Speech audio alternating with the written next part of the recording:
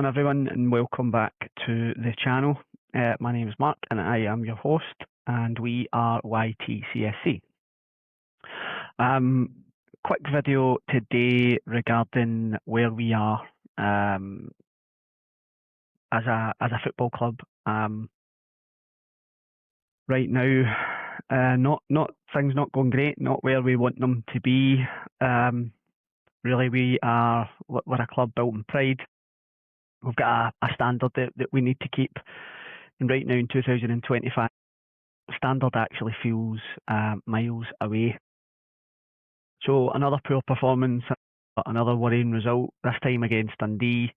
The big question in everyone's lips is basically what is going wrong with this Celtic side, what is happening. I think a couple of questions or three questions maybe. Is it the players? And we're looking at a bunch of players that just don't cut it. Is it the manager himself? Has he chucked it, basically? Things not going the way the Brendan wants them to go, or is it the board? We know the problems that we're having with the board at the minute, or is it all three? Is everybody culpable? So not really sure who's to blame, but we'll dig into that just now. Before we do that, if you haven't subscribed, please click the button.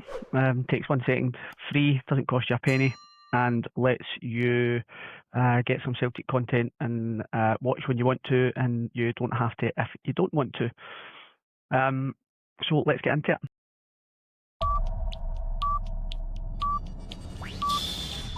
Okay, it's becoming painful to watch. Celtic look flat, predictable and slow at this minute in time. Brendan Rodgers, in his last conference, admitted that he is worried, and rightly so. That team, they can't find any fluidity or tempo to break teams down. Against Dundee, that was that low block again. We were so lethargic. We had that horseshoe passing. Even at the 92nd minute, 93rd minute, we're still trying it, and we're 2-0 down. There's no impetus to get the ball forward and try and break lines. Just not there. For me, the possession thing right now is not great. Yeah, we want loads of possession, but you have to do something. There's absolutely no product or no end products. The football right now is sterile, and it's not good to watch, and fans are getting rightly fed up of it. We're missing a spark, a wee bit of direction, and somebody with the confidence to take some risks. Now, I don't know if that's Brendan drumming it into the players, that you just need to keep with the process, you need to keep sticking to what we know and keep doing what you're doing, and asking them not to take risks and not to try and break lines and stuff, or if it's just a total lack of confidence. It's a hard one to figure out. The worrying part, the players look like they know the game's up right now, and that is worrying. Like the tempo's gone, the belief is gone. You could have played another 2 games, another 180 minutes, and Celtic wouldn't have scored. It was awful. One of the most frustrating things I think right now for fans is Brendan's persistence with certain players. We're looking at players like Yang. This guy's played 80 games for Celtic, and he is still nowhere near the level that we need. Why is he playing him? I know we don't have a lot of options out there with Maid out injured, but surely Forrest has to come in before Yang. It just is beggars belief for me. Yang's done nothing and he's played 80 games, but he's still playing him.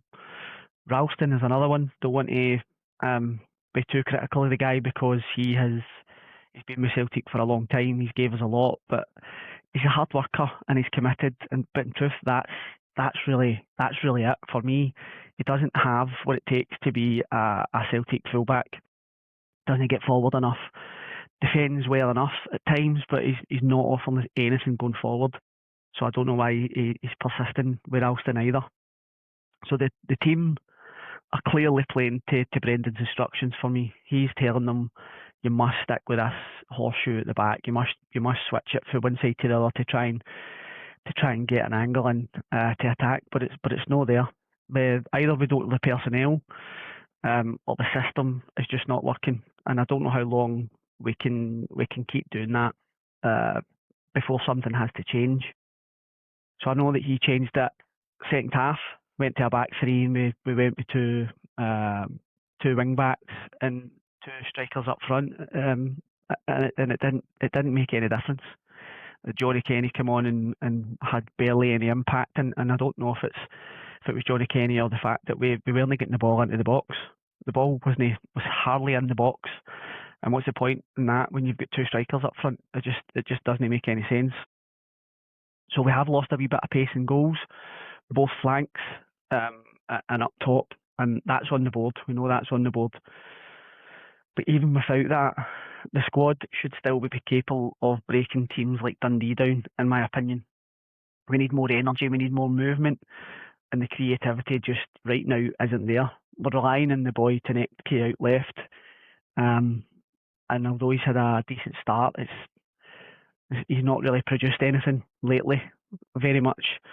And reminded me of Lewis Palmer, who had a really good start with Celtic, scored lots of goals, looking really good, and then it just breaks down. He gets the ball and he's cutting inside and coming back and doing what he's doing. So maybe not his fault, maybe just the system that we're playing, but we seem to be relying on this boy far too much with the ball down the left-hand side.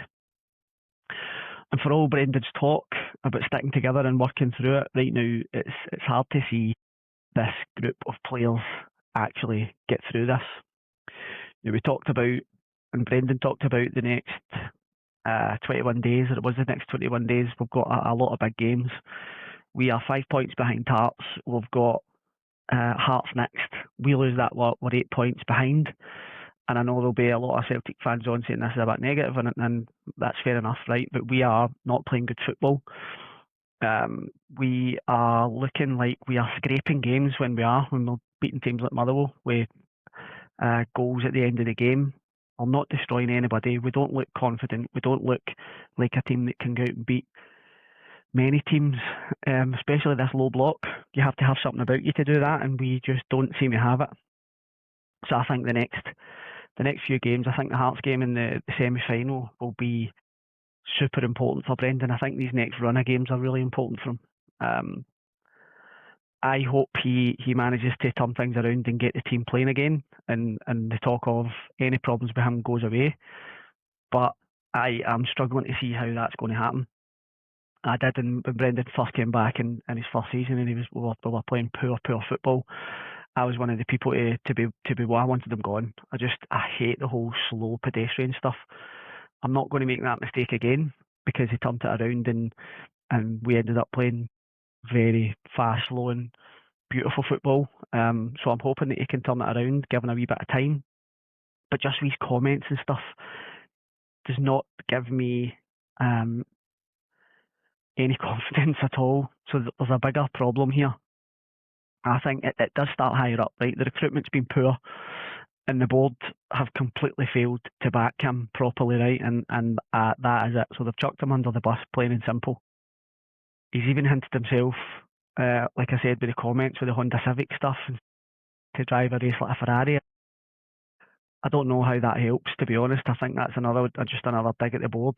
You've gave us a really poor team with in a race that you're trying to win with top clubs. Well, I suppose that's true in the Champions League, but in Scotland you should be beating these teams anyway. So that for me is just not. It's not a passing line. It's a dig at the lack of investment and ambition.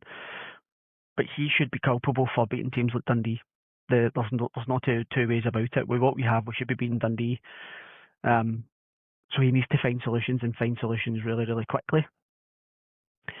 There was a fans protest and the frustrations stuff boiling over. So we've got the tennis balls and all those little balls thrown at the pitch.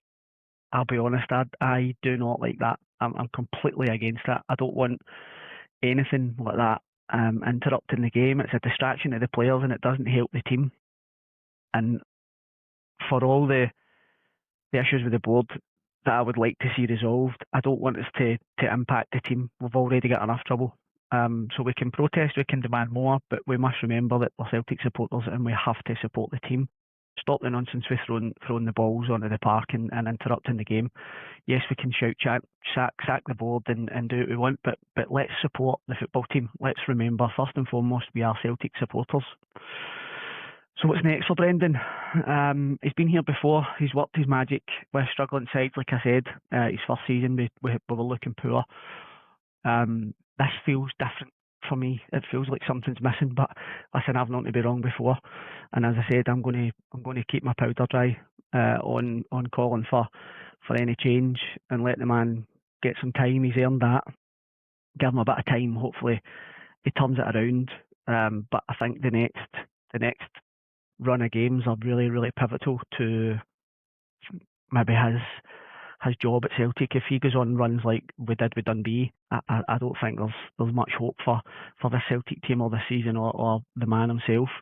However, like I said, the man's turned it around before. He's got the ability to do it, but I think we need a change of shape. I think we maybe need to start playing with two strikers, and we need to start thinking about getting the balls in the box and mixing things up a wee bit. The whole possession-based stuff isn't working right now, and he needs to take a step back and work it out. Hopefully he'll do that. Could we see Yamada coming back? Potentially.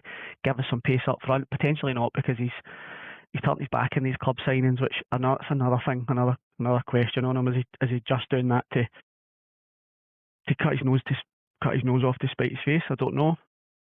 But can Brendan actually take his ego aside and bring some of these players into the fold, because we need something. I don't think Iniacho is the answer. I think he's got something about him, but he's not the guy that's going to get you 20, 25, 30 goals. I think he needs a wee bit of help up there, and I think Yamada should be brought back and he should be given a chance. So it's doubtful. We know that it's doubtful. But we're on the cusp of something really negative here, and we need to deal with it as quickly as possible. Again, I hate the term happy clappers. I hate it. I think Celtic fans should be positive, and they should be looking at the bright side, and we should be supporting the board, and we should be supporting the manager. But right at this time, I don't feel we can support the board. That's just my take on it. People who think different, that's absolutely fine. But right now, we are in a bit of bother. I think the next couple of games are going to show us where we are. Up against Hearts, who are flying, could end up 8 points behind. Could put us back to 2. So there's a turning point here, and then you've got the semi-final up against Rangers, who've got their new manager in place, as I've seen. But we're scraping 3 points 1 week, dropping points the next, dropping points in Europe as well. Worrying stuff. And even if the most hardened Celtic fan who wants to stay positive must see that there's a problem here that needs to be resolved. I'd love to be wrong, and I'd love to see Brendan turn this around, but right now it has to change, and it has to happen fast, because this Celtic Football Club and standards we expect are far higher than we're seeing from right from the top to the bottom, from the board, from the manager, and from the players. So it's not just the board that are culpable here. I think right across the board, they all need to look at themselves in the mirror and take a step back and think, this is Celtic Football Club. I'm the Celtic manager, I should be doing better. I'm a Celtic player, I should be doing better. We are the Celtic board, we should be doing better. And that doesn't seem to be happening. There just seems to be a lot of infighting, and it's causing major problems. The fans are divided on this whole thing as well, which is also causing problems, and that's not where we want to be. We want to be united, and we want to be supporting from top to bottom, but at this minute in time, it doesn't seem possible. So let me know your comments. What do you think the root of Celtic's problems right now? Is it the players? Is it the board?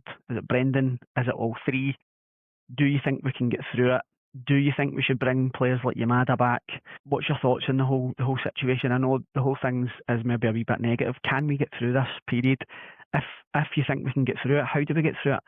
We're not going to get through it playing the same kind of football, doing the same thing that we've always done. But let me know in the comments, and we will catch you in the next one. Hail, hail.